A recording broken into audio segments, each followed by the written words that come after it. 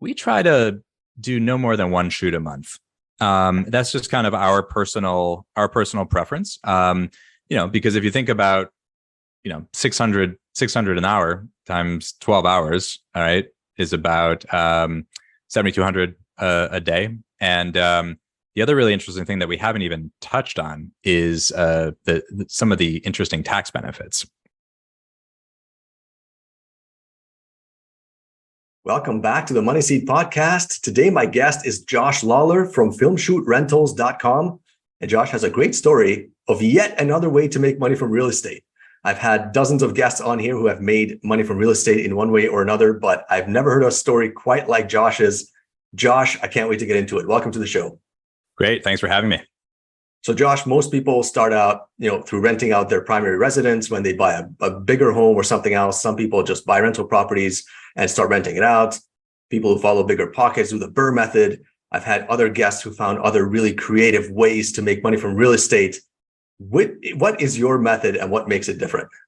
So my favorite method right now, and that I've really been focused on for the past few years, is renting my home for film shoots. So there's a lot to unpack there, but I think it's worth maybe I can step back a little bit because I didn't just immediately jump into renting my home from film shoots. I think probably like a lot of listeners and a lot of other people who are interested in real estate, my wife and I, we started in real estate in, I'll say, more traditional ways. So, our first foray into real estate was really what I would call a long-term live-in flip, right? We kind of years ago, bought the ugliest house on a nice block, strange configuration. Kitchen was a time capsule to 1984. We knew that it, needed some work. And so lived in the house for a couple of years and then, worked with an architect and ultimately did a gut renovation, addition.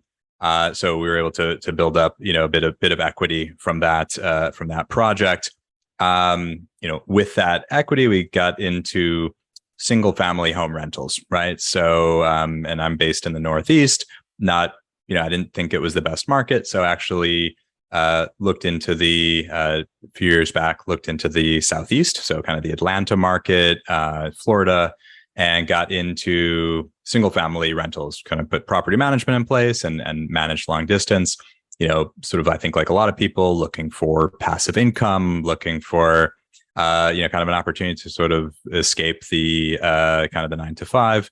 And, it was, I had these grand visions, but then kind of reality sets in and realized that while the properties were cash flow positive, it wasn't quite moving the needle as much as I had hoped. So, we happened to timing was right. So kind of invested in these in 2016, 2017, and the real estate market has gone up. So appreciation has been good to us, right? So that's been great. But I just kind of wanted to bring up the fact that I think like a lot of people, I didn't jump straight into film shoot rentals, but for a number of years have kind of followed traditional real estate. And look, I'm not saying that, I always say that film shoot rentals, it's not an either or. I really view renting your home for film shoots as a complementary strategy. So whatever other real estate or investment strategies you're into,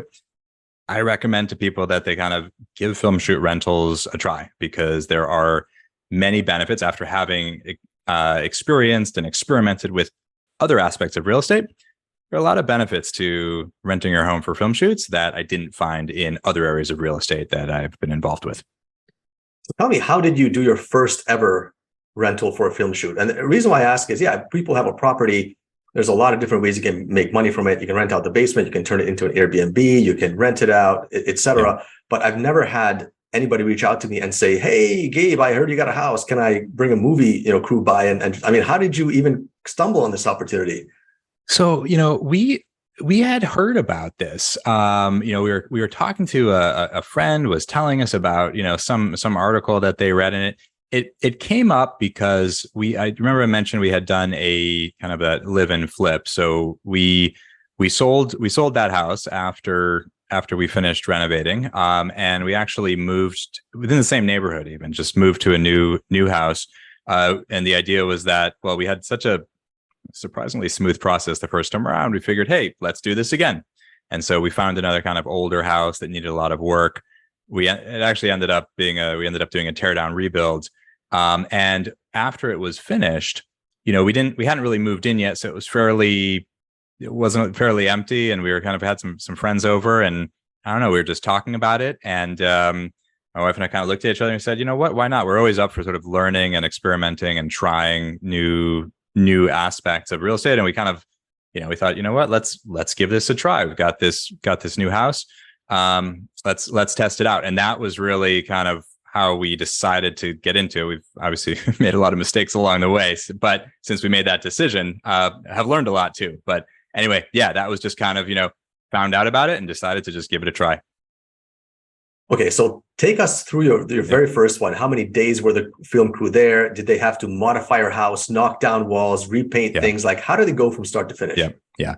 So I think it's worth stepping back, and because just even within your question, right, there's some assumptions there. So how many days did the film crew you mentioned? So I think it's worth dispelling a few common myths first of all before we get into the details. So when we talk about film shoots, first thing that comes to mind for many people and for us as well is you think feature films, right? You think kind of big crews, big productions, and look, there certainly are film shoots that are for full length movies that require a huge crew and multiple weeks. That's not really what we're aiming for. So the term film shoot rentals is kind of an umbrella term.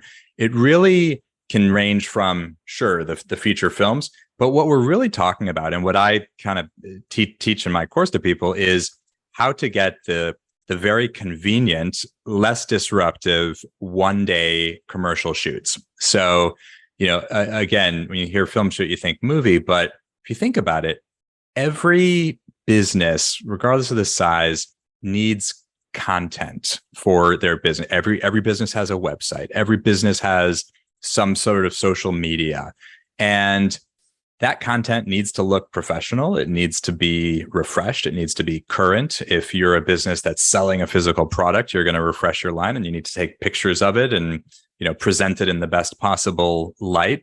And that requires the creation of video content, photo content.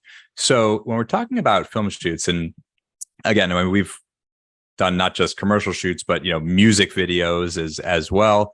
I kind of try to stay away from those, and I'll tell you why. But generally, the shoots that we go for are the one-day shoots with professional crews that are, so it's some sort of usually some sort of business. It ranges from we've had well-known brands that you've heard of. We've had Amazon, Zillow, Lululemon, right?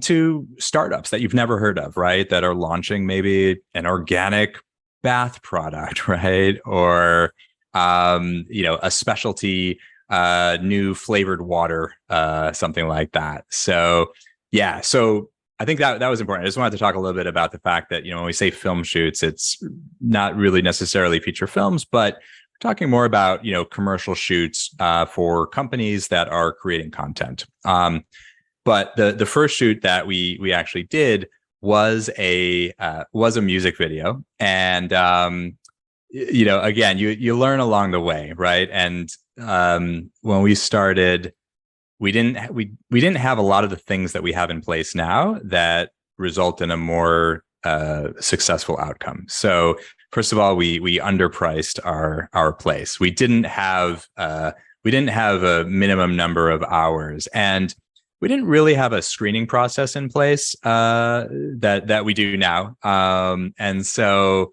this first, it was these guys shooting a music video, and they arrived like 3 hours late to begin with, and so then of course they had to stay late beyond their time. I was late for my own Father's Day dinner, but we weren't deterred, and we learned from that experience. Said, okay, look, I love music. We all love music, but we're going to focus on the more commercial Josh, shoots here. Yeah, Josh, I gotta ask: was there a scene where some guy took a guitar, set it on fire, and started smashing everything in your house? there was no fire, but it's important when we talk about house rules, right? Again, didn't have any house rules in place back then. But what they did have is they had in one scene, they bought these really cheap like convenience store roses because they wanted to use the rose petals as some sort of as part of the scene. And these like, I don't know if you've ever bought convenience store roses, but these things really, they must inject some sort of red dye into the petals because this dye got like all over the floor. Like it came out, but not without a lot of scrubbing. So anyway, that was the very first shoot. But we were undeterred. We said, you know what? Okay. Yeah, some things went wrong, but nothing catastrophic, right? We just realized that we had to put better systems in place for screening and kind of adjust our parameters for what we're looking for in terms of how we market ourselves. So Josh, take me through a typical commercial. Like how many hours does the crew stay? How big is the crew? Is it very noisy? Are the neighbors okay with the noise? How many trucks show up? Like, what does this look like? Yeah, so good, all good questions, and I'll try to remember all of them and tackle them. So what we've learned is that a professional shoot will typically be an all-day shoot. By all day, I mean it probably about 10 to 12 hours. I like that. And again, when we first started, we underpriced and we had a lot of, it was like, as soon as we listed our place on like a listing platform, like the inquiries started coming in, and we were really excited, but the people that were contacting us, were asking things like, well, I only need it for an hour or 2 hours. And look, pro tip here, a professional shoot, it takes at least an hour to set up and load in, and then another hour to clean up. So, if anyone is contacting you for a shoot and they say, oh, I really only need it for an hour or 2 hours, that's a red flag in my mind, because that's set up and cleanup time. So a typical shoot, to answer your question, 10 to 12 hours. Shoot size really varies. And this is where, it's important to kind of set parameters for what you're comfortable with. And kind of the beauty of film shoot rentals and renting your home for film shoots is you control how big a shoot, how much disruption you're willing to live with. So, we've had shoots, a small shoot would be about, 5 to 10 people. So we've had shoots that are 5 to 10 people. That would typically be, there's only, 1 or 2 talent. And then, sort of a skeleton, 3-4 person crew, a director, a producer, couple additional support crew members. Anywhere up, the largest shoot we've had was probably about 45 people or so. And so in those shoots, again, it sounds big, and I saw your eyes widen there, but if you have a professional shoot, it really makes a difference. So you can have in my experience, you can have a disorganized smaller shoot that feels more disruptive than a shoot with, a 40 person shoot. Typically the larger shoots, this is where sort of the screening comes in, that you really want to sort of make sure that the crew that you're working with is professional, has experience, knows what they're doing. There are, I've developed basically a screening script that I use. So whenever we have an inquiry, kind of get the producer on the phone and kind of talk through a number of key elements to just gauge how professional are these, is this crew. So again, size can range from, under 10, we've had a 1-person shoot all the way up to a 45-person shoot. Typical shoot that we do, I would say, are, between 10 and 25 people.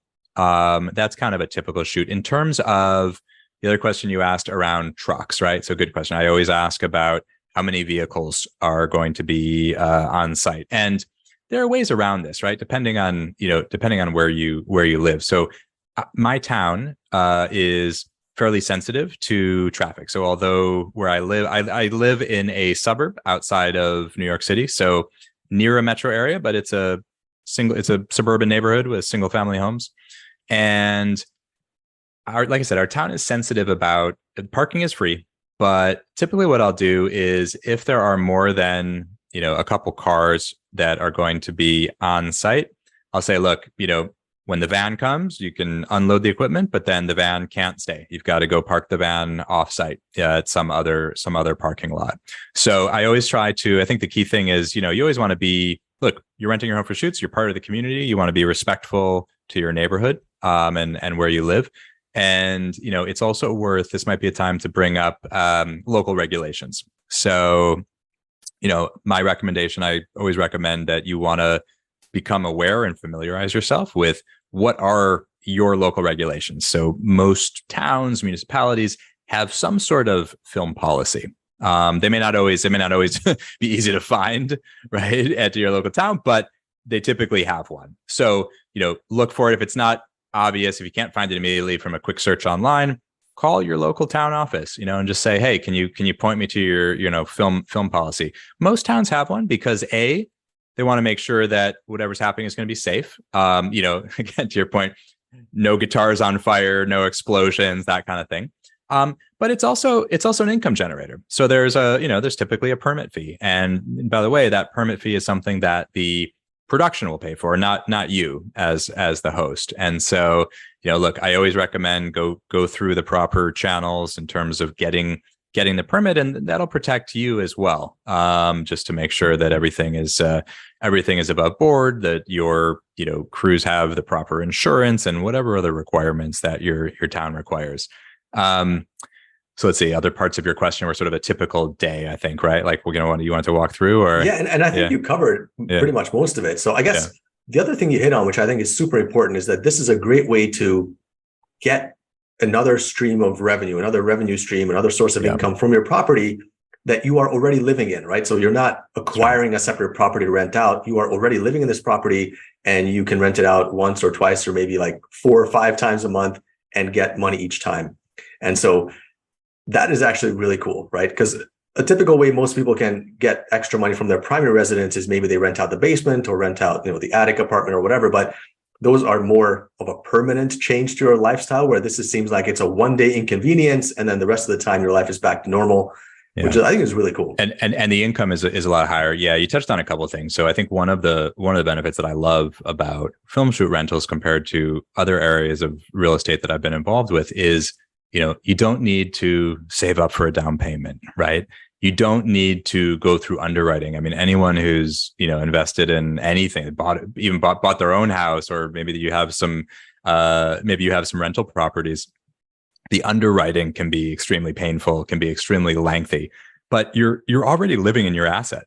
So, the startup cost and the startup time is really quick and easy compared to other traditional real estate methods. So, the only outlay of investment that I recommend, and this is optional, but I recommend it, is to get professional photos taken. So, I think the bar is low, and it just makes a big difference. Unless you happen to be a professional photographer, I would pay the $200.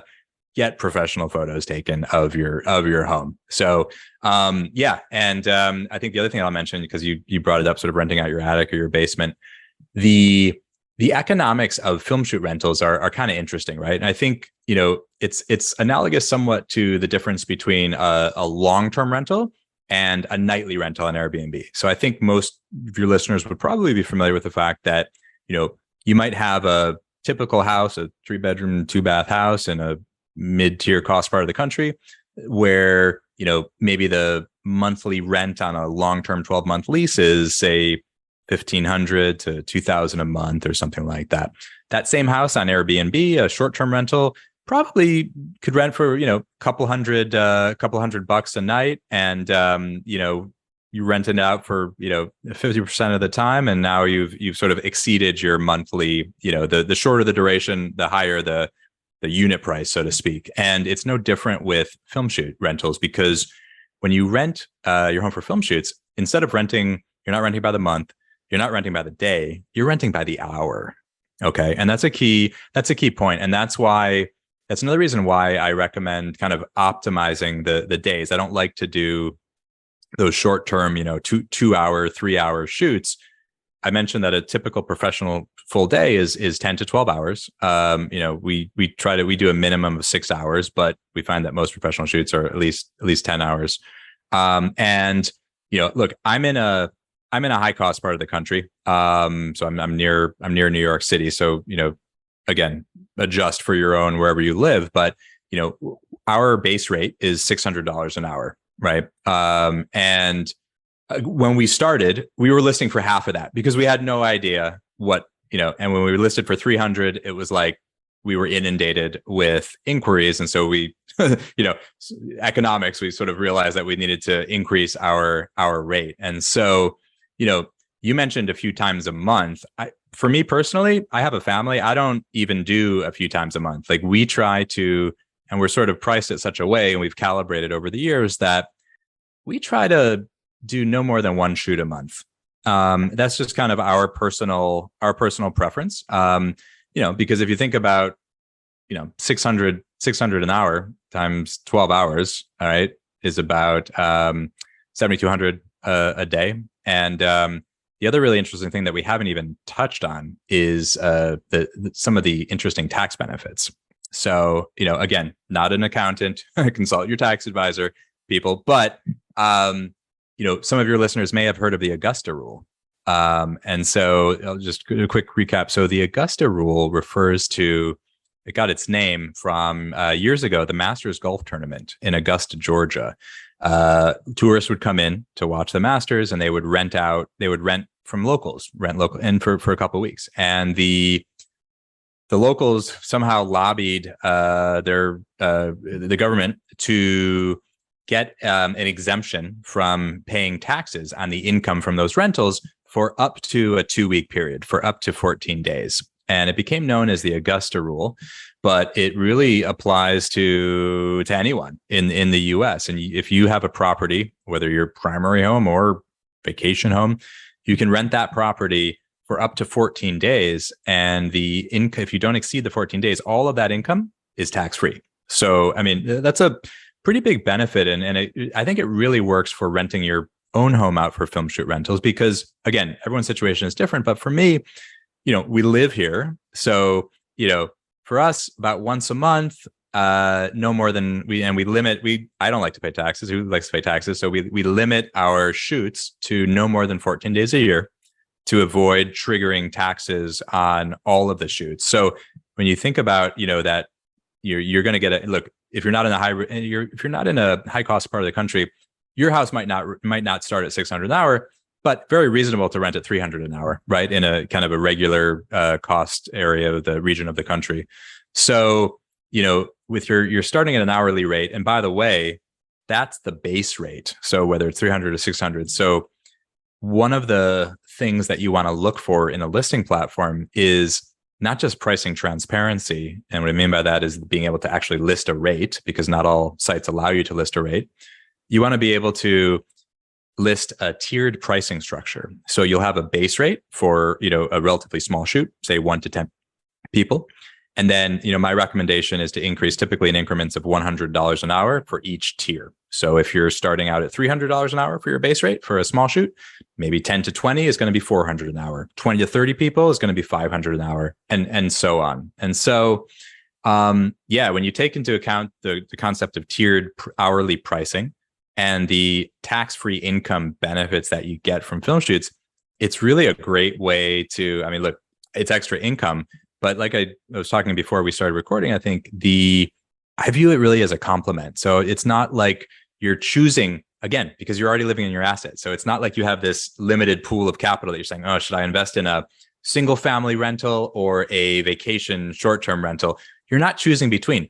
This is something that you can get started with right away, in your own house. And we haven't even touched on the people who do have short-term rentals and why I think this is such a good complement for people to kind of add value to their existing short-term rentals, particularly if you've been hit with, I know the short-term rental market has been hit with a number of challenges recently in terms of just, regulation, booking rates have reduced in a lot of places. And so, if you think, and most film shoot rentals happen during the week. And so if you've got a vacation rental that's typically booked on the weekends, but maybe more vacant during the week, you can start listing it for film shoot rentals and, really kind of add income to that property as well. Where do you typically list your property for one of these Yeah. So there are a number of you can search, and there are a number of platforms out there. One that I really like is Peerspace. So that's a platform that I use. I find that the majority of our bookings come through Peerspace.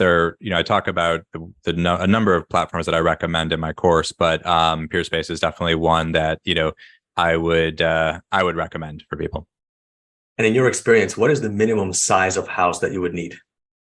It really doesn't matter. I mean, you can live in a studio apartment, and one of the things we haven't even touched on is, again, it's another myth that you need to live in like some mansion or like oceanfront, amazing property. And look, there are shoots that require some luxury estate, but if you come back to this idea that every shoot has unique requirements, and so there is no one size fits all home or apartment for film shoots. And I'll just illustrate this with a couple. There are a couple examples that come to mind that where kind of this point was really driven home for me. So one time we fielded an inquiry from a online childcare platform. It was a site that for parents who were looking for childcare, so babysitters or nannies, and this is typical. They were just doing a website refresh, and so they needed to create new content for their website. So they came to the house for a scouting visit. Group producer, the director, and a couple other people walked around, took some pictures, checked out the lighting, the space. They said, "Okay, we've got a few more locations to look at, and we'll get back to you." A few days later, they called me up and they said, "Josh, beautiful house, but we're really catering to parents with little kids, and so we wanted a house that looks a little bit more chaotic, a little bit more cluttered, a little bit more wear and tear." So basically they wanted and our house was newer, so they wanted like an older house that was more cluttered with it looked like some kids had been tearing the place apart. So I really like that story, and we didn't get that, so we didn't get that shoot. And so again, every requirement is unique, and I'll just, if we have time, I'll just share one more story because I think it's really drives home the point. So a couple of years ago, we had this. Unfortunately, we had a plumbing disaster. So we had no longer have it. We had a water filter under our kitchen sink, and somehow this water filter exploded overnight, and so all night long, water was running all over our first floor. And so we came downstairs in the morning to like a totally flooded first floor, and it really was a disaster. We had to tear out, all the wood flooring, all the cabinets, countertops. We had to demo like the entire first floor basically. And of course, during this time, I'm getting film shoot inquiries through our different platforms, and I'm reluctantly having to respond and say, "Look, I'm really sorry. We had this flood. We're undergoing renovation, under repair. We should be back in business in 3 to 4 months. If you're still interested, let's talk then." So, as you can imagine, I wasn't expecting a lot of people to sort of continue to express interest. But one of the inquiries that we fielded was from a startup that had designed and produced utility monitoring equipment. So these are little devices that attach to your electrical, your gas, and your water. And the idea is that it alerts you when something's not right, like if there's a water issue, for example. And so when they heard about this, they said, "Oh, that's okay. Actually, and by the way, can we film in like the destroyed section of your house to show our customers what can happen if you don't use our product?" So, while like half our house is destroyed, we have this crew come in, and they do a shoot. They're down in the basement, sort of shooting their device. They're in the impacted, flooded area, kind of shooting that area as well. So you just don't know what the shoot. We've had other inquiries from a roofing company that just wanted to shoot our roof and like nothing inside our house. We had a well-known vodka company that wanted to do a tailgating party shoot in our driveway. So, just there are areas of your house that you probably just think are nothing special. And, but, hey, if there's a shoot requirement for it, then, there's a need. So. I believe you mentioned that you are in the New York area. Is this opportunity open to people all across the country, or are there some Yeah. markets that are just really hot for this? Yeah, no, I'm glad you asked that question. That's another common myth that, many people when they hear film shoot, they say, "Oh, I don't live near LA. I'm not near Hollywood. This isn't going to work." But what I've learned is, and as I mentioned earlier, maybe if you're really just looking for feature films, maybe you need to be in kind of in those parts. But as I mentioned, when we're talking about film shoots, we're really talking about 1 day, maybe 2 day commercial productions, and there are companies and small businesses everywhere across the country. And what I've found is that, our location is often selected. It's because the owner of whatever company or startup we happen to be working with it's convenient for the owner. So oftentimes if you have a shoot and it's for the client, the brand, they'll typically bring 1 or 2 people from the brand to just come observe, right? So, the people in the shoot, you've got your talent, your models, your actors, you've got the crew that's actually doing the shoot, and then maybe 1 or 2 people from the client, the person who's paying to sometimes they like to see and overlook things. So, it really, like I said, I mean, if there are business owners and businesses and, where you are, then you'll be able to do film shoots. And we've had experiences both ways where sometimes a crew will be flown out actually to us because the client, might live like 30 minutes from where we are and it's convenient for the client. And so the crew flies out. We've actually had other situations where a client was working with a specific crew that happened to be near us. And so we had I think it was like a talent agency, like an executive recruiter type firm. They place people in companies, and they were based in the Pacific Northwest. But the crew that they connected with, that they were working with, was based in the New York area. And so, the owner of the company actually flew to us because the crew was nearby. So it kind of works both ways. When you look on the listing platforms, there are locations everywhere throughout the country. So, every state and internationally too, because again, like I said at the beginning of our discussion, every business needs content, and they need current content, and they need professional content. So, still photography, video, kind of any kind of commercials. So yeah, it's really this opportunity you can really do anywhere. I haven't come across an area yet that it doesn't work for, in my experience. And when you have one of these 10 or 12-hour sessions in your house, do you typically stick around to monitor everything? Yeah, good question. So I do recommend that someone stays at the property. So, and I actually think that's a benefit compared to kind of a short-term rental where you're kind of giving up your whole house. It would be. I know Airbnb sort of started out as a rent a room, and they're trying to come back to that a little bit. But it would be kind of awkward if someone's expecting to get the whole house and then you're sort of hanging around. But for film shoot rentals, yeah, it's good to actually be there. And look, another thing we didn't talk about is when you're renting your house for shoots, you don't have to give up the entire house, right? So I don't know if this conjures up an idea of like a film crew taking over your entire house, but there are several areas of my house that are just off limits. So for example, my home office is off limits. So I don't post any pictures of that. And that's actually usually where I kind of hang out, like during a shoot. And then my older daughter's bedroom, she put her foot down and she said, "No way, no one's coming into my room." And we said, "Okay," we backed off from the teenager. So there are 2 rooms, and typically, a shoot is focused on a specific area. So we've had a lot of shoots are sort of localized in our kind of downstairs kitchen, living, dining room area. Sometimes we'll have a shoot that's like in our sort of bedroom or master bathroom. Very rarely does a shoot sort of take over the entire house. Again, it's usually quite localized, and that's all part of the process, the screening process. You really want to understand which areas of the house the crew is interested in, and that can help you with planning and logistics. Is there anything that you have learned about the film shooting process or the commercial shooting process through this that you wouldn't have otherwise known? That's a good question. One of the surprises to me is how seemingly last minute it is. So I would have thought that these types of shoots would be planned out many like months in advance, but the lead time that we typically get is measured in weeks and not months. So that's been one of the surprises that I've had.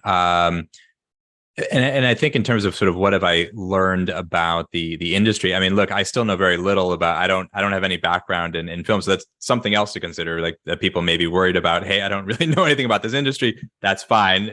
Film shoots, crews are not looking for your expertise. They're simply interested in your location. So, but yeah, it's been interesting for me to sort of see the creative process. It's been interesting to kind of learn how kind of the sausage is made, so to speak. And then, it's always exciting to sort of see the final product, whether it's a commercial, whether it's a, kind of a new website, and to see how skilled these crews are at turning what I would call like maybe like a ho-hum space into something that just looks really good. I mean, this one crew, it was for a company that produced a lot of clothes and products for babies and toddlers, and they turned one of our hallways into a nursery. And it was just like so impressive because it was just this, very normal hallway somewhere in a house.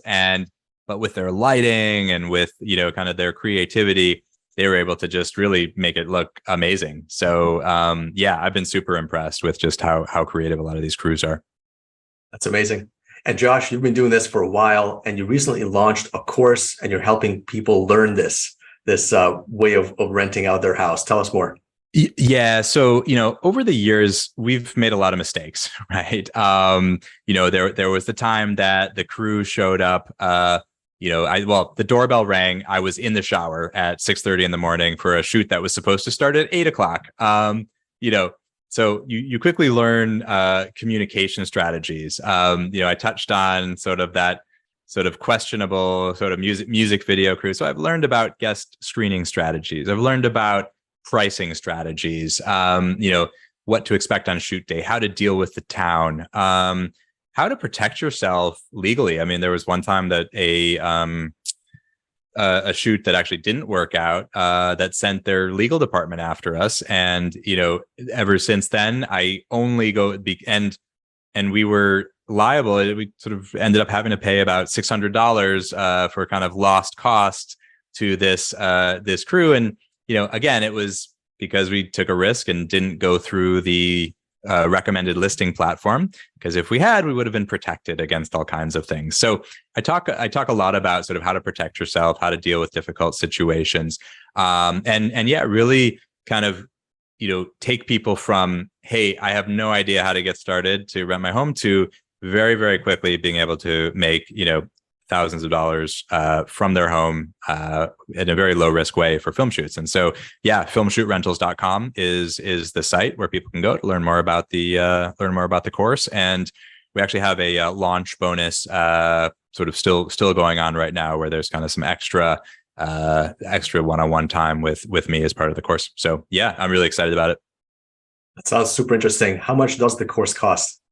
So there are a few different tiers. The lowest tier starts at $997, and that's kind of the do-it-yourself tier. And then there are a couple other tiers that the pricing goes up, and you get some additional benefits from me. Things like, I will join you for your first intake call and write your listing description. And there are monthly Q&A sessions that you can take part in, and then up to some one-on-one coaching as well that comes along with the course. So yeah. I mean, I love this idea, and I think this is a great opportunity for many people to unlock additional income from their primary residence. I love it. So I will put the links in the show notes. I believe the website is called filmshootrentals.com. Yep. And hopefully people reach out to you to learn more. This is absolutely fantastic. Thank you very much for joining us, Josh. Sounds good. Yeah, happy to be here. That's great. Thanks. Hey, thanks for joining us for another episode of the Money Seat Podcast. Please remember to click like and subscribe. It really helps spread the message to other investors, and it helps attract new viewers to the show. We appreciate your support. Thanks very much.